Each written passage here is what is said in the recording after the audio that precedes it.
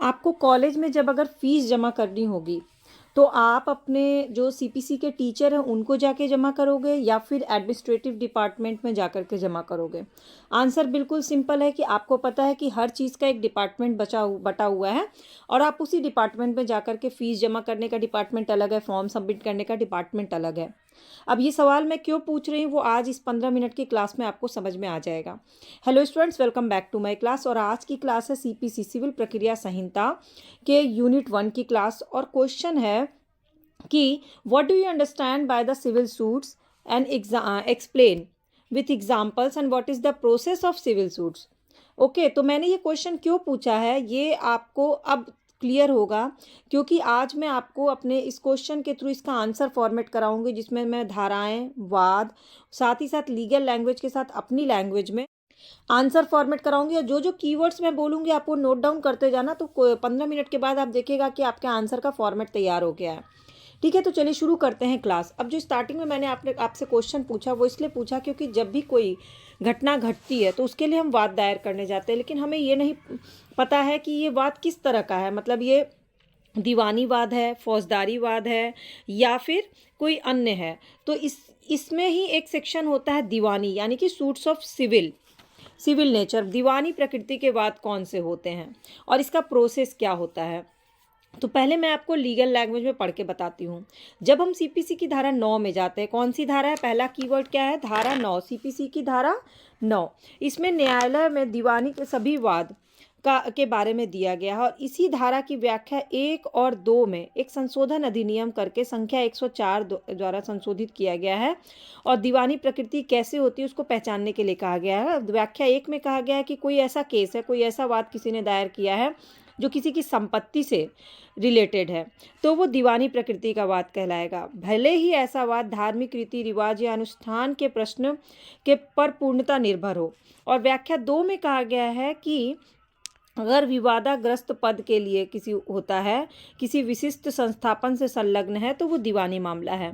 तो बेसिकली दीवानी प्रकृति का वाद यानी कि सूट्स ऑफ सिविल नेचर का वाद किस चीज़ से रिलेटेड होगा, कीवर्ड क्या है, संपत्ति या पद से जुड़ा हुआ। भले वो धार्मिक मठ से रिलेटेड कोई पद या संपत्ति हो, वो पारिश्रमिक से हो, वो शुल्क से हो, पैसे से जुड़ा मनी मैटर जो भी होगा, वो क्या होगा, हमें कहाँ जाना होगा, हमारे सिविल नेचर में यानी सिविल कोर्ट में जाना होगा। जैसे कि मेन मामला न्यायालय क्या होता है, एक दीवानी न्यायालय होता है, एक फौजदारी न्यायालय होता है, एक राजस्व न्यायालय होता है। वर्गीय अलग अलग भाग में बात है। राजस्व न्यायालय में वही मुकदमा दिया जाता है जिसमें राजस्व संबंधी अधिकार से रिलेटेड कोई गड़बड़ी होती है, धन से रिलेटेड, धनराशि से रिलेटेड। फौजदारी न्यायालय में वो मुकदमे जाते हैं जहाँ पे मारपीट का मुकदमा चलाना होता है। और इस दोनों ही मुकदमों को छोड़कर जो भी मुकदमा जो बच जाता है वो कहाँ चला जाता है, ऑटोमेटिक सिविल कोर्ट में चला जाता है, यानी दीवानी प्रकृति का वाद हो जाता है। तो आपको ये बात अगर 100% सही लग रही है तो सही नहीं, क्योंकि फौजदारी और माल के अलावा सभी वाद जो है वो व्यवहार वाद होंगे, पर सामान्यतः यही बात होती है। अब हम ये बेसिकली क्या हो गया, ये सामाजिक समस्या के संबंध में हो गया, किसी जाति विशेष का कोई सदस्य, किसी धर्म का विशेष का एक कोई सदस्य, किसी स्पेशल नातेदारी का कोई सदस्य, और वो अपने अधिकारों के लिए कोई प्रश्न हो गया है, कोई जमीन जायदाद से रिलेटेड है, तो दीवानी मामले के तहत वो आकर के अपने पद रिलेटिंग ऑफिस के पास जाकर के धारा 9 के तहत उसकी व्याख्या करेगा और ये दीवानी वाद दायर कर लेगा। और ये ऑटोमेटिक क्या कहलाएगा, दीवानी वाद यानी कि सिविल नेचर का वाद कहलाएगा। अब इसके बिना तो हमारा आंसर कंप्लीट हो जाएगा, लेकिन परफेक्ट आंसर तब होगा जब हम इसमें एक वाद का एग्जाम्पल लिख देंगे। तो एक वाद लिख लीजिए, द्वारका प्रसाद अग्रवाल बनाम रमेश अग्रवाल 2003 का वाद है। द्वारका और रमेश ये है कोड वर्ड। तो इसमें वाद में क्या है कि एक प्रिंटिंग प्रेस के मालिक ने प्रेस को एक कंपनी के पक्ष में पट्टा कर दिया, और जिसका वो भी एक सदस्य था। कंपनी के अन्य सदस्य ने पट्टाकर्ता को बेदखल करने के उद्देश्य से एक वाद किया, और सर्वोच्च न्यायालय ने निर्धारित किया कि सिविल न्यायालय द्वारा धारा 9 में इस वाद की अधिकारिता रखता है, और कंपनी विधि द्वारा इस वाद की अधिकारिता सिविल न्यायालय में वर्जित नहीं है। और धारा 9 के स्पष्टीकरण से 11 से स्पष्ट है कि जिस वाद में संपत्ति का अधिकार या पद का अधिकार जुड़ा हुआ मुद्दा है तो वो सिविल नेचर का वाद है, और भले वो धार्मिक संस्कार या उत्सव के प्रश्न पर ही हो, लेकिन ये वाद कहाँ जाएगा, सिविल कोर्ट में जाएगा। तो मुख्य प्रश्न क्या हो गया यहाँ पे कि संपत्ति से रिलेट, यानी मनी मैटर होना चाहिए, प्रॉपर्टी मैटर होना चाहिए। और भारत में सबसे ज़्यादा केसेस जो होते हैं ना वो मनी मैटर या प्रॉपर्टी से रिलेटेड होते हैं, उसके बाद फैमिली केसेस और आईपीआर ये सारे आते हैं। अब इसमें एक और केस अगर आप लिखे लेंगे तो बहुत अच्छा होगा, ये है साहिब गौड़ा बनाम ओगप्पा केस। सर्वोच्च न्यायालय में कहा गया कि सिविल न्यायालय के क्षेत्राधिकार जो है अपवर्जित करती है, और ऐसे पद और शब्द का प्रयोग अगर करता है तो निष्कर्ष निकाला जा सकता है कि वो सिविल न्यायालय के क्षेत्राधिकार के अपवर्जन से पक्षकार पर होता है। अब पहला इसमें क्वेश्चन अब आपका आएगा कि जाति का प्रश्न क्या होता है, कास्ट क्वेश्चन होता क्या है। जाति बेसिकली एक समुदाय होता है, अपने द्वारा बनाया गया, उसमें अपना नियम होता है, अपना नियम कानून होता है। ब्राह्मण जाति का अलग, कायस्थ जाति का अलग, हर जाति के अलग अलग नियम कानून होते हैं, उनका अपना आंतरिक उद्देश्य होता है। तो जब भी कोई जाति से रिलेटेड कोई प्रश्न आता है, यानी कि सामाजिक संबंध से रिलेटेड कोई प्रश्न आता है, जाति का कोई भोज है, जाति का कोई उत्सव है, कोई भी उन लोग का फेस्टिवल है, किसी सदस्य को उसमें कोई वो होता है, उनके सामाजिक विशेषाधिकार से वंचित किया जाता है, तो केवल सामाजिक और नैतिक कर्तव्य का उल्लंघन होता है। तो इसमें विधिक कर्तव्य की अवहेलना नहीं मानी जाएगी, क्योंकि उन्होंने किस चीज़ की अवहेलना की, अपनी जाति के नीतियों की अवहेलना की। अब मान लीजिए किसी शव को हटाने में सहायता का अधिकार है, विवाह का अवसर में चंदा लेने का अधिकार है, दहेज लेन देने का अधिकार कुछ जातियों में होता है, तो ये विधिक अधिकार की अवहेलना ना होने के कारण ये प्रवर्तनीय नहीं होगा, क्योंकि वो उनकी जाति में ऐसा है, ना कि पूरे विधि में ऐसा कहा गया है। ठीक है। और इसमें केस लिख सकते हैं रघुनाथ दामोदर बनाम जनार्दन गोपाल का केस। जाति बहिष्कार दोषपूर्ण माना जाएगा यदि बहिष्कृत सदस्यों को अपनी बातों को कहने का अवसर नहीं दिया गया हो तो। इसके बाद है धार्मिक संस्कार और उत्सव, रिलीजियस राइट्स एंड सेरेमनीज क्या होती हैं। जब धार्मिक संस्कार और उत्सव मतलब जब वाद सिविल प्रकृति का नहीं है, जैसे किसी निश्चित दिन में सार्वजनिक मार्ग से कोई पालकी ले जाने का अधिकार है, वो दीवानी प्रकृति का नहीं होगा, क्योंकि वो निश्चित दिन है और वहाँ से पालकी जानी है, क्योंकि ये एक धार्मिक संस्कार है। तीसरा है धर्मनिरपेक्ष यानी सेकुलर ऑफिस। ये धारा 9 में इसका स्पष्टीकरण किया गया है कि धर्मनिरपेक्ष पद से कोई पारिश्रमिक हो भी सकता है और नहीं भी हो सकता है। और चौथा है धार्मिक पद यानी रिलीजियस ऑफिस जो होते हैं, अगर कोई पद धर्म से रिलेटेड पद है तो उसमें जो शुल्क के रूप में धनराशि प्राप्त हुई उसका जो अंश है उस पर सिविलवाद लाया जा सकता है, पर जो उसको मिल रहा है उस व्यवहार पे, उस प्रकृति पे सिविलवाद नहीं लाया जा सकता है। अब हमने ये तो समझ लिया, लेकिन हमें ज़रूरी है कि सिविल सूट दायर करने के लिए सीपीसी के अंतर्गत स्टेजेस क्या है, कैसे हम कोई सिविलवाद दायर कर सकते हैं, ये प्रोसेस क्या है। तो सबसे पहले सिविल सूट फाइल करने का प्रोसेस क्या है।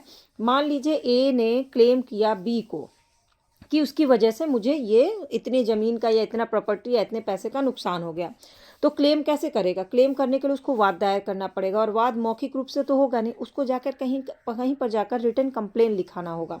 एग्जाम्पल के तौर पे आप स्टेप बाय स्टेप समझिए कि उसको रिटन कंप्लेन लिखाना होगा। अब सबसे पहले वो रिटन कंप्लेन कहाँ लिखाने जाएगा, तो सबसे पहले वो पता करेगा ये वाद कौन सा है, ये हमारा सिविल नेचर का है कि नहीं, तो वो सिविल कोर्ट जाएगा। यानी अब सिविल कोर्ट में किस कोर्ट का नाम क्या होगा, किस डिस्ट्रिक्ट कहाँ का कोर्ट है, वहाँ कोर्ट का नाम, कौन सी पार्टी किसके नाम पे वो वाद दायर कर रहा है, उस पार्टी का नाम, और उसके बाद वो कोर्ट के उस फाइलिंग डिपार्टमेंट में जाएगा जहाँ पर उसको जाके वाद दायर करना है। अब वो वहाँ पहुँच गया फाइलिंग डिपार्टमेंट में और उसने वहाँ पर वाद लिखवा दिया और फिर सबमिट भी कर दिया। अब कोर्ट उसको जो जहाँ पे सबमिट किया है ना, वहाँ पे उसका सारा जो उसने डॉक्यूमेंट दिया है फाइलिंग में डिटेल, उसकी सारी चेकिंग होगी। अब अगर सारे चीज़ें फैक्ट उसने सही फॉर्मेट पे लिखा है, सब चीज़ें सही है, तो कोर्ट जो है वो अगली पार्टी को यानी कि प्रतिवादी को एक सम्मन दे करके बुलाती है, और जो जिसने वाद दायर किया उसको एक लॉगिन नंबर मिल जाता है, ताकि वो अपना सारा डिटेल जो भी उसने लिखा है सारा डिटेल वो खुद भी चेक कर सके। लेकिन मान लीजिए उसने सारा डिटेल जो फाइल करवाया उसमें गलती हो जाती है, तो क्या होगा, गलती होने पे उसमें से ऑफिस जो है ऑफिस ऑब्जेक्शन निकालेगा और फिर उसको वो बताएगा कि आपने ये चीज़ फाइल करने में गलत की है। सब सही होगा तब तो सूट नंबर उसको मिल जाएगा कि आपका केस नंबर ये है, आपका वाद नंबर ये है, सारा डिटेल मिल जाएगा, आपका हियरिंग डेट ये है, आपका न्यायालय ये है, आपको इस न्यायालय में इतने तारीख को हियरिंग डेट में आना है, और हमने प्रतिवादी को भी सम्मन भेज दिया है।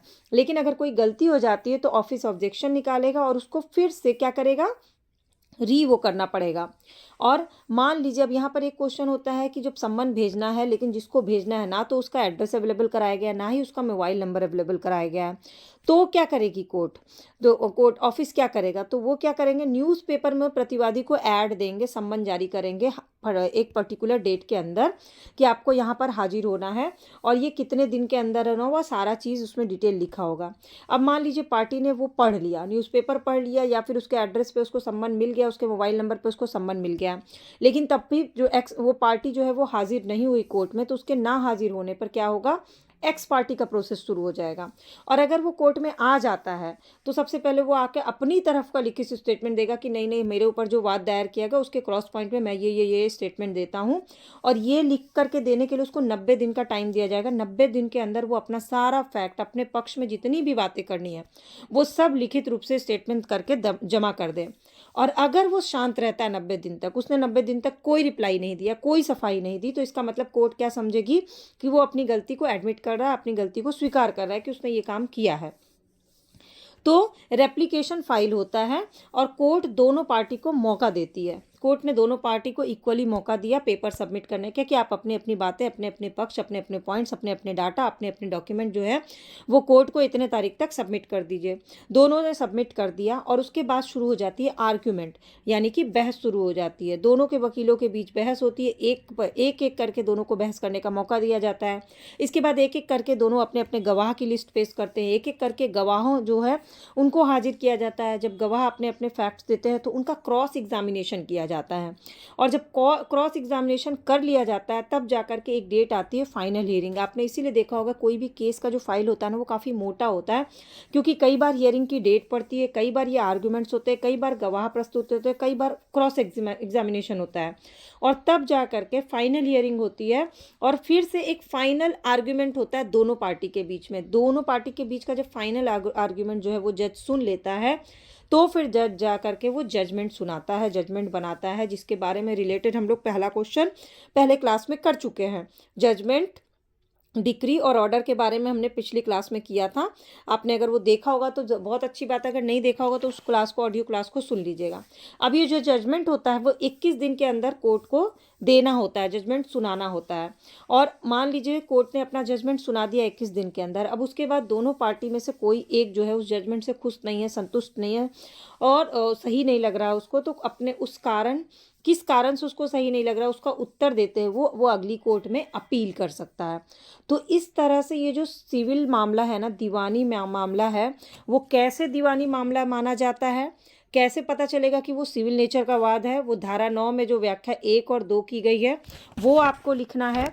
और इसके बाद आपको एक केस लिखना है, द्वारका प्रसाद अग्रवाल बनाम रमेश अग्रवाल का केस, और दूसरा केस मैंने क्या बताया, साहेब गौड़ा बनाम ओगेप्पा का केस।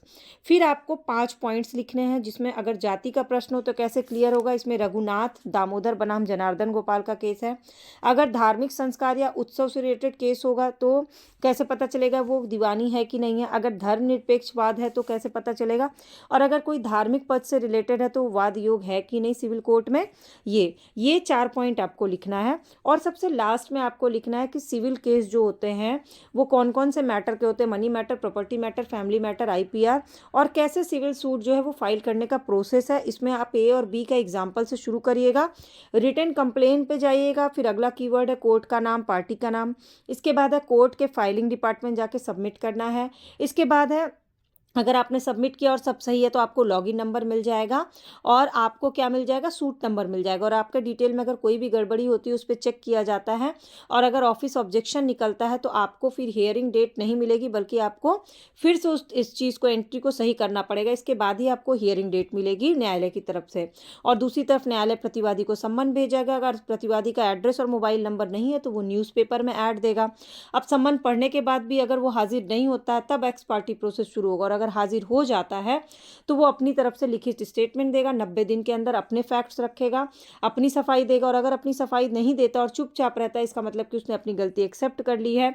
फिर कोर्ट दोनों पार्टी को मौका देगा अपने अपने पेपर सबमिट करने का। जब सारे पेपर सबमिट हो जाएंगे तो आर्ग्यूमेंट होगा, गवाह आएंगे, गवाह की लिस्ट होगी, फिर क्रॉस एग्जामिनेशन होगा, देन फाइनल हियरिंग होगी जिसमें दोनों पार्टी को एक फाइनल आर्गूमेंट करने का मौका दिया जाएगा। और 21 दिन के अंदर जो है जज अपना जजमेंट देगा, और उस जजमेंट को अगर आप संतुष्ट नहीं होते हैं तो आप अगला जा करके अपील कर सकते हैं। ये पूरा सिविल सूट फाइल करने का पूरा प्रोसेस हो गया। जजमेंट तक का प्रोसेस मैंने आपको बता दिया, सारे कीवर्ड्स बता दिए। अब आप इसको फॉर्मेट कर लीजिए और अब आपको फॉर्मेट करने में कोई दिक्कत नहीं आएगी। बहुत कम फैक्ट मैंने बताया है, एक कहानी की तरह समझाने की कोशिश की है पूरे प्रोसेस को। तो भी अगर आपको कोई भी डाउट, क्वेरी, क्वेश्चन रह गया तो कमेंट सेक्शन में पूछ लीजिएगा। मेरी क्लासेस आपको कैसी लगती है ज़रूर बताइएगा। बेसिकली ये एक ऑडियो क्लास है जिसको आपको सिर्फ ध्यान से सुनना है और तब कीवर्ड्स लिखने हैं। और अगर अच्छी लगती है तो सब्सक्राइब या फॉलो बटन को क्लिक करके बेल आइकन को प्रेस कर लीजिएगा ताकि सारी क्लासेस की अपडेट आपको फ्री ऑफ कॉस्ट मिल जाए। मेरे चैनल पे सेमेस्टर 1, सेमेस्टर 2, सेमेस्टर 3 की सारी क्लासेस अपलोड हैं। अगर आप लॉ कर रहे हैं, एलएलबी कर रहे हैं, जुडिशरी की तैयारी कर रहे हैं तो उन क्लासेस को ज़रूर देखिए। बहुत आसान तरीके से, आसान